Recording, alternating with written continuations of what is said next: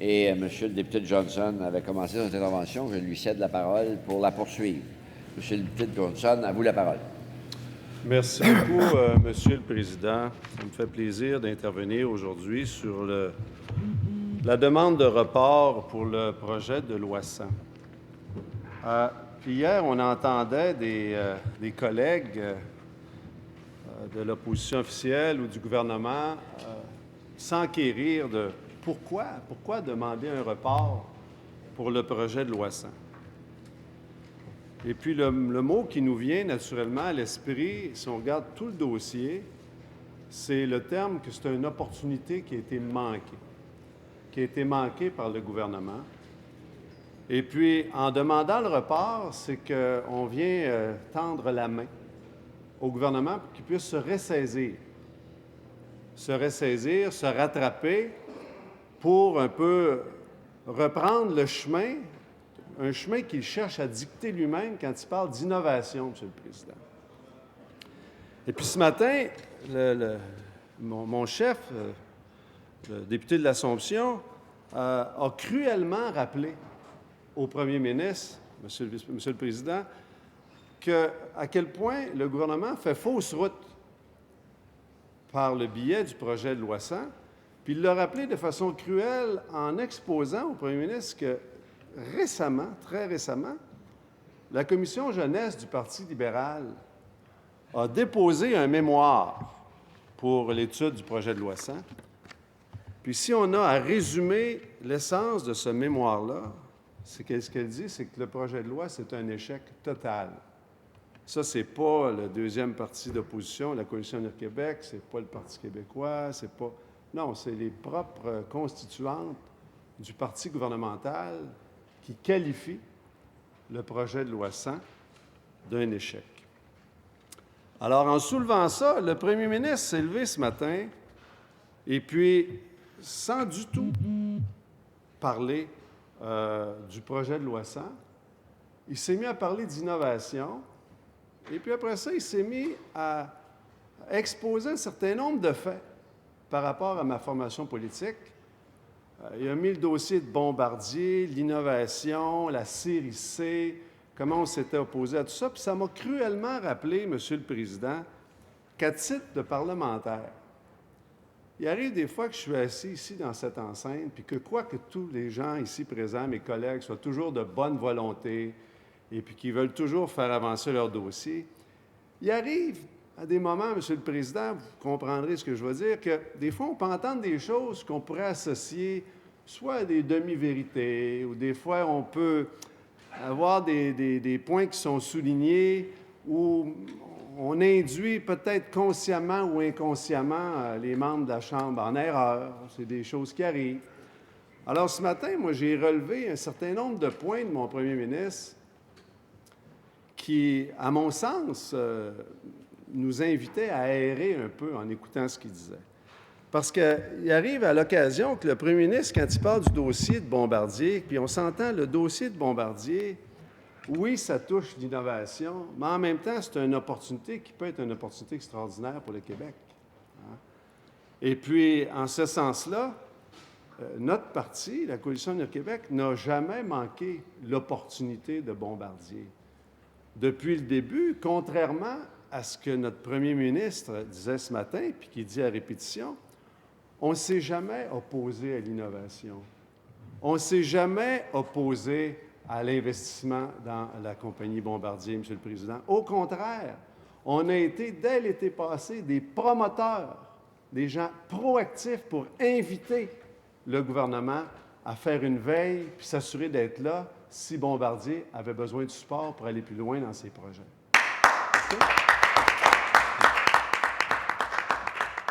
Ça, il est important de le dire, Monsieur le Président, parce que ça porte à toutes sortes de confusions auprès des gens qui nous écoutent. Alors, première chose, on a toujours été favorable à l'investissement dans Bombardier. Ce qu'on a déploré, Monsieur le Président, encore là, contrairement à ce que disait le premier ministre ce matin, puis que j'ai déjà entendu dire à répétition au sein de cette Chambre, contrairement à ce qu'il disait, ce n'est pas contre un investissement dans Bombardier. C'est pas contre appuyer l'innovation, c'est pas contre-appuyer une création du génie québécois qui est la série C qu'on s'opposait, M. le Président. Quand on a émis des réserves, ça a été sur la forme de l'entente, où aujourd'hui on apprend que c'est encore au stade d'un projet d'entente. On ne peut même pas parler que c'était une entente formelle. On s'opposait ou on questionnait l'entente ou le projet d'entente qui était mis de l'avant par le gouvernement.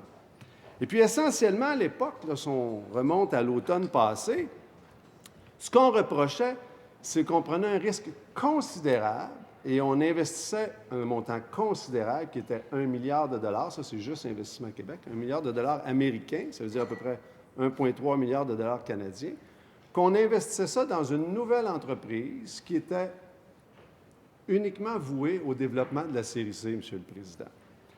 Alors, nous, ce qu'on disait, c'est investissons dans la totalité de Bombardier, M. le Président, et puis après ça, la direction de Bombardier prendra les fonds, puis les attribueront pour le développement de la série C. En faisant ça, on s'assure de participer à la totalité du capital de Bombardier.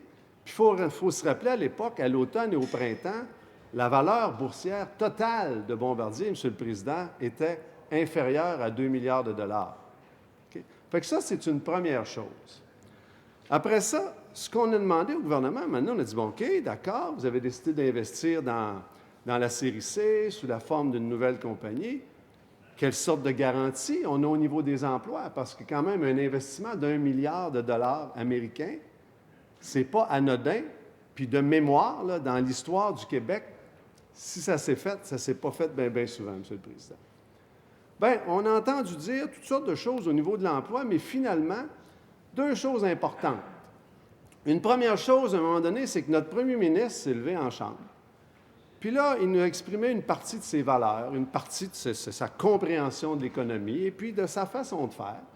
Bien gentiment, il nous a expliqué que, dans le fond, ce n'est pas du tout dans la mission d'un gouvernement ou dans le rôle d'un gouvernement de chercher à influencer de quelque façon des planchers d'emploi dans les entreprises dans lesquelles on investit. Au nom de quoi? Ce que le premier ministre nous explique, c'est que si on cherche à importer des contraintes à une entreprise, on va nuire à sa compétitivité. Puis qu'est-ce que ça fait? Ça veut dire que l'entreprise va être moins bonne, elle va moins performer dans le monde et, ultimement, on va être perdant. L'entreprise va être perdante.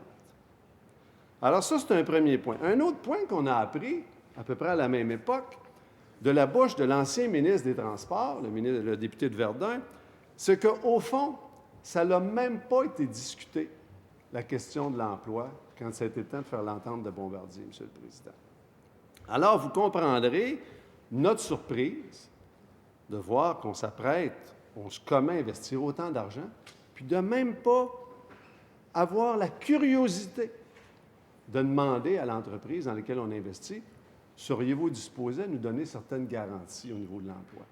Mais je comprends pourquoi on ne l'a pas demandé, parce que le premier ministre nous a expliqué dans son livre à lui, c'est pas du tout quelque chose qui se fait d'un gouvernement de demander de telles garanties à une entreprise. Alors là, ça, c'est un autre point. Fait que je ne pense pas que les milliers de citoyens qui nous écoutent aujourd'hui, M. le Président, je ne pense pas que les Québécois vont s'offusquer ou vont penser que les questions qu'on posait étaient contre Bombardier. Ils vont très bien comprendre qu'il était strictement en faveur d'une bonne transaction d'affaires pour les Québécois. Là, récemment, on apprend cette semaine que l'entente est encore au projet d'entente puis qu'il n'y a rien de signé, M. le Président. Alors, qu'est-ce qu'on entend? Encore là, notre premier ministre qui dit que nous, on est contre, puis qu'on était contre l'innovation et tout ça.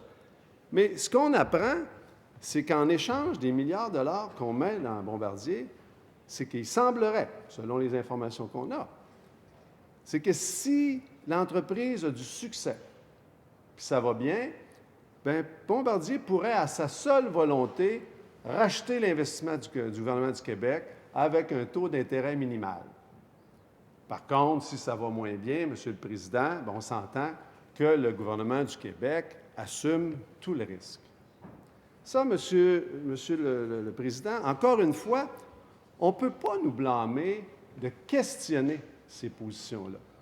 D'ailleurs, il est très intéressant de voir que, oui, la négociation avec le gouvernement fédéral s'étire dans le dossier de Bombardier, mais quand on a appris, il y a peut-être un mois et demi, les choses qui étaient en suspens, il y a plusieurs choses. Il y avait des demandes qui étaient faites par le gouvernement fédéral au point de vue de la recherche et développement, du siège social, au point de vue des garanties d'emploi, toutes des choses que notre gouvernement, normalement, aurait dû demander, M. le Président. Alors, aujourd'hui, c'est en réponse avec ce que le premier ministre a dit ce matin, à une question de mon chef qui était tout à fait légitime sur la question de l'innovation qui a rapport avec le projet de loi 100, le gouvernement, le chef du gouvernement s'est levé pour une fois encore chercher à dénigrer notre formation politique en disant des choses qui pouvaient induire les citoyens en erreur. Alors moi, je veux rassurer les gens qu'en tout temps, dans ce dossier-là, on a eu à cœur deux choses. S'assurer d'encourager et de contribuer à la pérennité d'une entreprise extraordinaire pour le Québec, qui a un impact extraordinaire, qui est un fleuron pour le Québec. Toutes les activités aéronautiques, M. le Président, c'est 14 de nos exportations, c'est plus de 40 000 emplois, c'est 200 entreprises qui contribuent. Alors, de laisser sous-entendre que notre formation politique pourrait s'opposer à chercher à supporter une entreprise comme ça, à tout le moins, c'est déformer la vérité, M. le Président. Fait que je voulais m'assurer de ça. L'autre chose aussi que je veux m'assurer ce matin, M. le Président, c'est que les citoyens, puis même nos partenaires d'en face qui nous écoutent, c'est que nous, tout ce qu'on a cherché à faire, puis qu'on cherche encore à faire, c'est de s'assurer que les citoyens du Québec, puis le gouvernement du Québec, obtiennent la meilleure entente possible dans un contexte comme ça. Écoutez, si on additionne la Caisse de dépôt du Québec, qui a investi 1,5 milliard, puis on additionne le milliard du Québec, en dollars canadiens, c'est plus de 3 milliards de dollars. Monsieur le Président, c'est pas gênant de faire des demandes. Le pire qui peut arriver, c'est que ces demandes-là ne soient pas acceptées. Dans un contexte de négociation, ce qui est possible, le résultat final, c'est jusqu'où les parties, l'une et l'autre, sont prêtes à aller pour faire affaire l'une avec l'autre. Alors, Monsieur le Président, je tenais ce matin là, à rectifier ou à souligner qu'une fois de plus, le premier ministre avait cherché à dénigrer notre formation politique en disant des choses qui, malheureusement, pouvaient induire les gens en erreur. Alors, je voulais m'assurer de corriger ça, s'il vous plaît, Monsieur le Président. Ceci étant dit... Très amicalement, c'est quand même une couple de fois qu'il faut faire attention aux propos, même dans une motion de report. D'abord, il faut autant que possible être sur le sujet. Je reconnais qu'il y a une marge de manœuvre large, mais attention aux motifs indignes, y incluant dans une motion de report. Alors, ça fait une couple de fois là, que c'est l'équivalent avec des mots différents, mais la présidence doit être vigilante, alors essayez d'avoir le bon vocabulaire. Veuillez poursuivre. Oui, M. le leader. Je vous demanderai de de l'opposition. s'il vous plaît.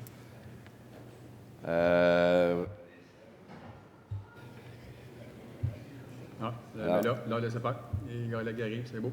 OK. Alors, oui, c'est ça que j'allais le valider. Alors, présentement, pour ceux qui nous écoutent, là, on a quorum et nous allons poursuivre le débat Pourquoi faire? en vous demandant, M. Clint Johnson, de faire attention. Allez, veuillez poursuivre. Alors, Monsieur le Président, si j'ai pu utiliser des termes qui n'étaient pas compatibles, je m'en excuse, mais vous comprendrez un peu l'esprit du commentaire que je faisais. Okay? Ceci étant dit, je reviens à la question qui nous a été posée hier. Pourquoi demander une motion de report sur le projet de loi qui touche le transport? Le projet de loi numéro 100, qui, Monsieur le Président, vise à modifier certaines dispositions, par rapport au transport au Québec. Okay? Et puis, ce qu'on observe, Monsieur le Président, c'est que ce projet de loi-là est loin de faire l'unanimité. Il est loin de faire l'unanimité parce qu'il y a un très grand nombre de groupes au Québec qui ont déposé des mémoires. Et puis, dans le fond, on reproche un certain nombre de points au gouvernement. On reproche au gouvernement de fermer la porte à des initiatives qui sont porteuses d'innovation. Et puis, si j'avais un peu à expliquer les différents motifs, je commencerai, Monsieur le Président, par les motifs qui sont exprimés dans le mémoire des jeunes du Parti libéral. Et puis, dans ce mémoire-là, Monsieur le Président, ce qu'on a, c'est d'abord, les jeunes libéraux vont nous dire le génie de l'économie du partage se trouve dans l'idée d'offrir une opportunité commode de maximiser l'utilisation de certains biens et de compétences. Alors, quand on parle d'économie de partage, puis quand on parle de la révolution qu'amène l'économie de partage, Monsieur le Président, c'est qu'auparavant, quand on faisait des affaires, quand une entreprise décidait d'investir un marché, il y avait des investissements, il y avait toutes sortes de réglementations, mais c'était accessible à peu de groupes et à peu de gens. Avec la révolution numérique, avec l'apparition d'appareils cellulaires intelligents, ce qu'on a vu, Monsieur le Président, c'est que maintenant, avec le numérique et avec un appareil intelligent, aujourd'hui, toutes les barrières du commerce peuvent être brisées. Parce que ça permet, par le biais de ces outils-là, d'accéder à un marché. Ça permet d'offrir un service. Ça permet d'utiliser un bien que normalement on n'utilise pas, d'entrer et de sortir d'un marché. Ça nous permet tout ça, Monsieur le Président. Et puis, quand on regarde ce qui se passe, c'est qu'en offrant ces opportunités-là, la seule chose qui vient porter ombrage un peu à la capacité de ces nouveaux outils-là, c'est la réglementation, Monsieur le Président. Parce qu'on a, naturellement, ces nouveaux outils-là. Et qu'est-ce qui permet ces nouveaux outils-là? Ils permettent à des individus de décider d'entrer dans un marché, d'offrir un bien, d'offrir un service, et puis à un moment donné d'en sortir. Ça permet une très grande flexibilité, ça permet de nombreuses opportunités, Monsieur le Président, de faire des affaires. Ça permet aussi l'émergence d'un groupe important d'entrepreneurs, Monsieur le Président. Alors, quand on cherche à mettre des entraves, si on veut, à ce type de commerce ou ce type d'affaires, ce qu'on s'aperçoit, Monsieur le Président, c'est qu'on va apporter des limitations. On empêche des gens de faire fonctionner un marché. On empêche des gens d'offrir des services. Et ça, à long terme, Monsieur le Président, ce que ça va faire, c'est que ça va contribuer d'une façon active à rendre notre économie qui va être moins performante, Monsieur le Président. Alors, les jeunes libéraux, quand ils disent que l'économie de partage se trouve dans l'idée d'offrir une opportunité commode de maximiser l'utilisation de certains biens et compétences, ce à quoi ils font référence, Monsieur le Président, c'est que vous, moi, nos collègues ici en Chambre, exemple, on a des investissements dans une maison, on peut avoir des investissements dans une voiture, on peut avoir des investissements dans d'autres biens. Puis quand on s'arrête, là, Monsieur le Président, on s'aperçoit que ces biens-là, on les utilise une très petite partie du temps. Alors, on investit des milliers de dollars dans une voiture, on investit des milliers de dollars dans une maison, dans un condo, dans toutes sortes de biens. Et puis, quand on s'assoit et on pense à ça, on investit tout cet argent-là, puis on ne peut pas s'en servir très, très, très, très souvent. Alors, l'économie de partage, ce qu'elle vient amener comme nouveauté, c'est que maintenant, l'économie n'est plus basée sur la possession d'un bien, mais sur l'utilisation d'un bien ou d'un service. Ça vous permet, Monsieur le Président, ou à moi, mes collègues ici, si on veut investir un marché, ça nous permet d'entrer dans ce marché-là, puis d'utiliser ce bien-là ou d'offrir ce service-là au bénéfice de nos concitoyens, de la communauté, mais en même temps, moi, en tant qu'entrepreneur, ça me permet, Monsieur le Président, de faire des affaires. Ça me permet de développer mes affaires. Ça me permet d'avoir une activité économique. Puis ça, M. le Président, par le biais du projet de loi 100, le gouvernement s'oppose à cette possibilité-là.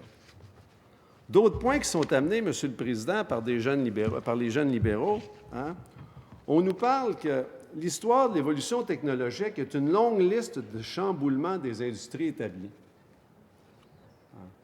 Alors, c'est sûr qu'à toutes les fois, M. le Président, qu'on a une nouvelle technologie qui arrive dans un marché, on s'entend, M. le Président, que ça va bouleverser l'ordre établi.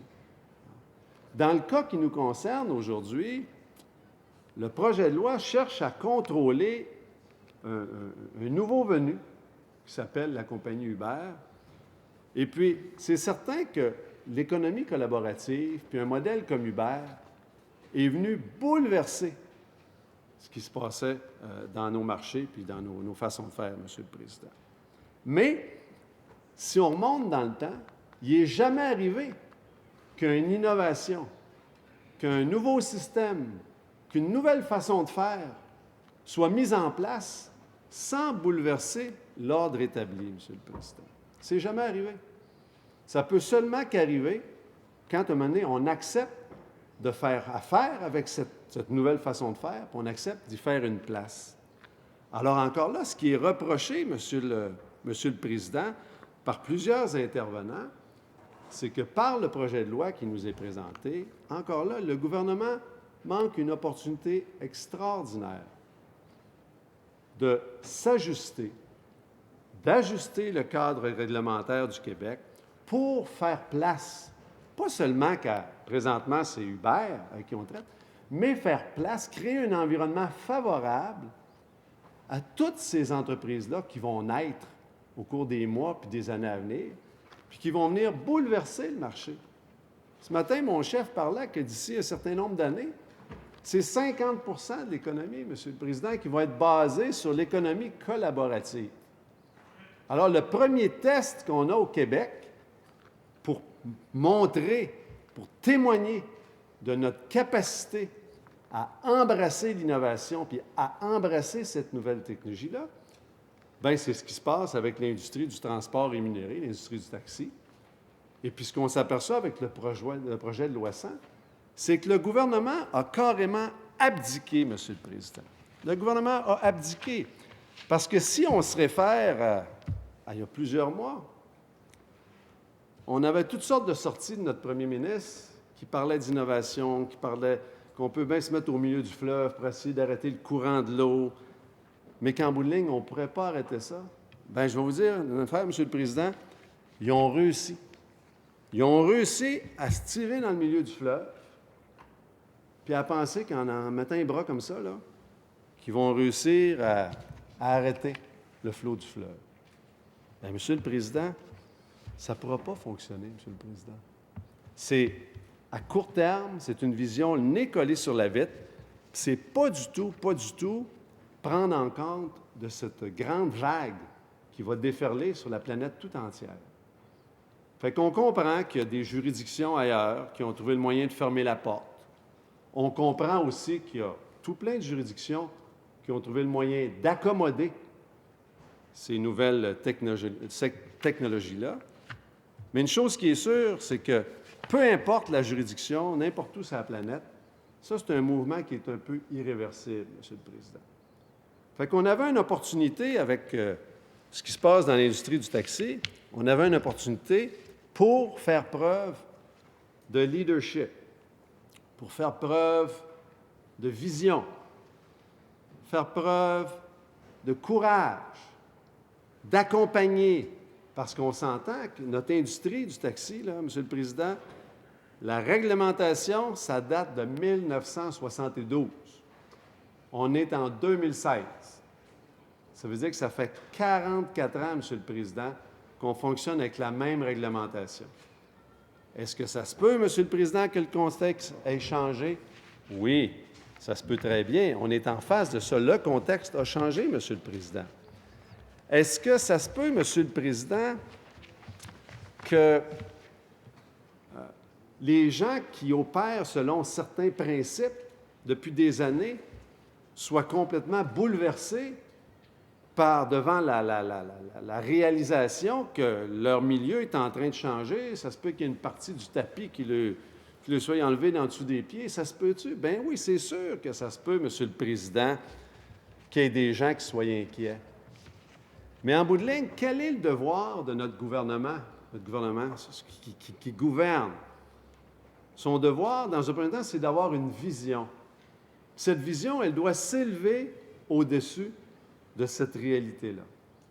Puis une fois qu'il a mis en œuvre sa vision, qu'il a déterminé à long terme quelle direction doit prendre le Québec et les gestes qu'on doit poser, après ça, le gouvernement doit faire une réflexion puis dire, bon, maintenant, c'est par là qu'on s'en va, ça va avoir un impact. Comment on peut, Monsieur le Président, aider, accompagner les gens chez qui ça va avoir un impact? C'est de ça qu'on sera attendu, Monsieur le Président, de la part de notre gouvernement. Mais ce n'est pas ça qu'il a fait, Monsieur le Président. Il a abdiqué. Il a abdiqué devant ce test-là, qui est majeur. On a un gouvernement qui vient nous déposer en grande pompe, il y a quelques semaines, Monsieur le Président, la semaine passée, en réalité, sa stratégie numérique. Et puis, à la base de la stratégie numérique, qu'est-ce que ça veut? On veut accompagner nos entreprises à prendre le virage numérique. Et une des caractéristiques essentielles, Monsieur le Président, de ce virage numérique-là, c'est d'être capable de tenir compte du fait qu'aujourd'hui, auparavant, tout ce qui était en silo, qu'on pouvait penser que c'est à la verticale, il y a une activité, c'est comme ça, il y a une autre activité. Maintenant, avec le numérique, tout ça est en train d'éclater, Monsieur le Président. Il n'y en aura plus de silos. Il n'y en aura plus de parois. Uber, ce n'est pas juste une question de transport. Ce n'est pas une problématique de transport. Ça va beaucoup plus loin que ça, Monsieur le Président. Ça affecte un certain nombre de ministères, mais ça affecte des citoyens, ça affecte des entreprises. Alors, de concevoir cette problématique-là ou cette opportunité-là, parce qu'il faut le voir comme une opportunité, de concevoir cette opportunité-là comme une problématique de transport, le gouvernement a certainement erré, Monsieur le Président. Et puis, je voudrais porter à votre attention, il y a un certain nombre d'organismes qui ont déposé des mémoires, Monsieur le Président, et puis, qu'est-ce qu'ils ont à dire de la démarche du gouvernement dans ce dossier-là? On a la Fédération des chambres de commerce du Québec qui vient nous dire, qui demande au gouvernement d'amender son projet de loi afin de permettre une plus large concurrence, mais qui doit être adapté à la réalité du 21e siècle. Hein? Si je cite Stéphane Forget, le président directeur général par intérim, il dit « Le projet de loi 100 peut encore être une occasion d'élaborer une politique publique d'avant-garde et de mettre de l'avant une façon novatrice d'assurer une diversité, une concurrence saine dans l'offre de transport de personnes au Québec. Hein? En ne cherchant qu'à combattre le transport illégal, le gouvernement a fait fausse route et a raté une opportunité de réfléchir aux enjeux créés par cette technologie de rupture dont Uber constitue l'une des principales manifestations. Alors, conséquemment, la Fédération des chambres demande que le projet de loi soit amendé pour s'adapter à l'émergence de nouveaux modèles économiques, puis reconnaît qu'il existera de toute manière du transport rémunéré sur une base de gré à gré, qui va être difficile à réglementer, Monsieur le Président. Excusez-moi, Monsieur le Président. C'est un de ces appareils de technologie qui s'est mis à bouger sur mon bureau. Alors, je viens de le mettre au rencard. Un autre mémoire qui a été déposé, Monsieur le Président, c'est celui de la Chambre de commerce de Montréal. Et puis, la Chambre de commerce du Grand Montréal, elle a non seulement commenté, mais elle a apporté plusieurs suggestions au gouvernement. Plusieurs solutions novatrices. Parce que, si je cite le président de la Chambre de commerce, Monsieur le Président, okay, c'est que la Chambre de commerce considère que dans sa forme actuelle, le projet de loi impose un modèle d'affaires unique qui éliminerait les effets bénéfiques du jeu de la concurrence à l'avantage du consommateur, qui s'est établi par l'arrivée d'un modèle du genre de celui d'Uber, M. le Président. Puis, ce que la Chambre de commerce dit au gouvernement, puis Dieu sait que la Chambre de commerce est un partenaire de longue date avec ce gouvernement, c'est qu'il est tout à fait possible de mettre en place un cadre réglementaire qui exige à tous de détenir un permis, mais qui favorise la coexistence de différents modèles d'affaires et qui encourage l'émergence de joueurs novateurs. Par contre, ce que la Chambre déplore, M. le Président, c'est que le gouvernement a décidé de ne pas emprunter cette voie et puis qu'on doit seulement prendre acte de leur décision. Bien ça, c'est la Chambre de commerce qui peut seulement prendre acte, mais nous, ici en Chambre, on peut être plus proactifs que ça. On peut demander au gouvernement de reporter l'adoption de ce projet de loi-là pour en faire une étude vraiment approfondie, tenir compte vraiment des suggestions de sa base, qui ont soumis, je pense, une douzaine ou une treizaine, 12 ou 13 suggestions d'amendements au projet de loi, d'écouter la Chambre de commerce, la Fédération québécoise, même pour écouter Équiterre et Transport 2000, qui disent que dans le respect des lois de la fiscalité et en toute équité pour les conducteurs de taxi, Équiterre et Transport 2000 demandent au gouvernement de revoir son projet de loi sur les services de taxi afin d'améliorer les services aux consommateurs. Selon les groupes, le projet de loi sans renforce le système actuel qui nous a conduits à la crise. Alors, ils ont suggéré un certain nombre de modifications au projet de loi. Alors, je vais seulement citer le directeur général d'Équiterre, M. Sidney Ribault.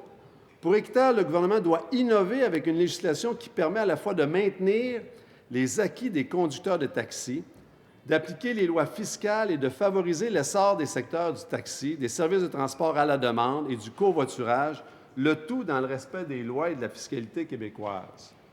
On a Philippe Cousineau, qui est coordonnateur aux affaires publiques et communications de Transport 2000, qui dit « Après plusieurs mois de débats sur la modernisation de la législation concernant les activités de taxi, on s'attendait à ce qu'une intervention gouvernementale dans le domaine nous permette de faire un bond en avant vers la mobilité durable. Les services de taxi n'ont toujours pas atteint leur plein potentiel de développement et le projet de loi ne vient pas aider à améliorer la concurrence, les services et, ultimement, le cocktail de transport qui est offert aux citoyens. » Alors, Monsieur le Président, ce qu'on dit dans tout ça, c'est que le gouvernement limite le choix des consommateurs, qui, ultimement, en sont les grands perdants. Le gouvernement s'inscrit en propre contradiction avec sa stratégie numérique, celle qu'il vient nous déposer il y a quelques semaines. Ultimement, le message qu'on envoie, c'est qu'on est ouvert pour les affaires, parce qu'on sait que le gouvernement, depuis qu'il est en place, a plusieurs fois exprimé ça, mais on est ouvert pour nos affaires. On n'est pas nécessairement ouvert pour les autres affaires des gens. Hein? Le gouvernement n'est pas nécessairement à l'écoute de ce que les milieux veulent, de ce que les tendances nous invitent, les chemins que les tendances nous invitent à suivre. Hein? Ça démontre qu'ultimement, je pourrais tenter de dire qu'il va préférer le statu quo. Il ne préférera pas le statu quo parce que, dans le fond, je suis certain, quand mes collègues du parti au pouvoir, le Parti libéral, s'assoient et sont en caucus préélectoral comme ils ont eu la semaine passée, ils ont beaucoup de plaisir à parler d'innovation puis des choses qu'ils pourraient faire et tout ça. Mais le problème qu'ils ont, M. le Président, c'est qu'à un moment donné, quand on veut faire des changements, il y a toujours un prix à payer. Puis le prix à payer, des fois, c'est que tu n'as pas 100 des gens qui vont être d'accord avec ce que tu prévois faire. D'où l'importance d'avoir une vision, d'avoir des convictions, d'avoir un plan, puis après ça, d'avoir le courage de le mettre en place, ce plan-là, M. le Président. Puis ce qu'on remarque avec ce qui s'est passé avec le projet de loi, c'est que malgré les beaux discours du premier ministre, malgré les beaux discours de la nouvelle ministre de l'Économie, et malgré toutes les croyances des collègues d'en face, certains qui sont sincères, c'est qu'en bout de ligne, quand c'est le temps de passer à la caisse pour faire fonctionner sont pas prêts à payer le prix quand il peut y avoir un peu de bouleversement. Bien, c'est sûr que quand on a l'arrivée de nouvelles technologies, M. le Président, c'est sûr que ça entraîne des bouleversements. Alors, il faut qu'on soit prêt à mettre notre vision en place et avoir le courage d'aller jusqu'au bout. Puis voici ce que Pierre-Olivier Pinault des HEC de Montréal a à dire sur le projet de loi 100, M. le Président. La clé de la croissance pour l'industrie du taxi, ce n'est pas le combat contre l'initiative et l'innovation. Au contraire, c'est la compréhension que tous les efforts qui contribuent à enrichir le cocktail de transport permettent de réduire la propriété et l'usage de véhicules individuels. Dès lors, la clientèle potentielle du taxi grandit. Plus celui-ci sera attrayant, plus grand sera le nombre de clients potentiels, plus facile l'industrie du taxi trouvera le créneau dans lequel elle prospérera. S'il est étonnant que les taxis ne comprennent pas, il est consternant, M. le Président, que le gouvernement fasse la même erreur. Plus de cocktails de transport, c'est non seulement moins de GES, mais moins de dépenses pour les ménages, moins de congestion routière, une meilleure qualité de l'air et plus de clients potentiels pour les taxis. Alors, c'est ça ici qu'on regarde, M. le Président. Quand on nous demande pourquoi vous faites une motion de report, M. le Président, c'est bien simple. Parce que on a été témoin, j'y reviendrai un peu plus tard, on a été témoin depuis des années avec le gouvernement en face qui a changé, mais en réalité, c'est le gouvernement libéral depuis 2003, M. le Président. On a été témoin, la Cour du Québec est jonchée d'opportunités manquées. Puis là, M. le Président, on est en face d'une autre opportunité manquée, M. le Président. Et puis, honnêtement, notre demande de report, là, tout ce qu'on veut faire, M. le Président, c'est contribuer à aider, à assister notre gouvernement à se reprendre en main, M. le Président, puis à ne pas manquer cette opportunité-là. Je le sais, le retourner à la table à Dressin, ça serait compliqué, ça aurait l'air d'un recul. Mais là, ce n'est pas le temps de penser juste à notre formation politique parce que les médias ou les gens vont en dire, M. le Président. C'est le temps de penser à l'intérêt supérieur du Québec. C'est le temps de penser à l'intérêt supérieur des contribuables et des consommateurs. C'est dans ce sens-là, M. le Président, qu'on demande au gouvernement de reporter l'adoption du projet de loi 100. Merci, M. le Président.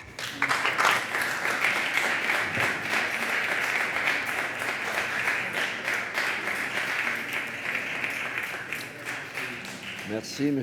Littlejohnson. Cette dernière intervention met fin au débat restreint et au temps qui lui était imparti.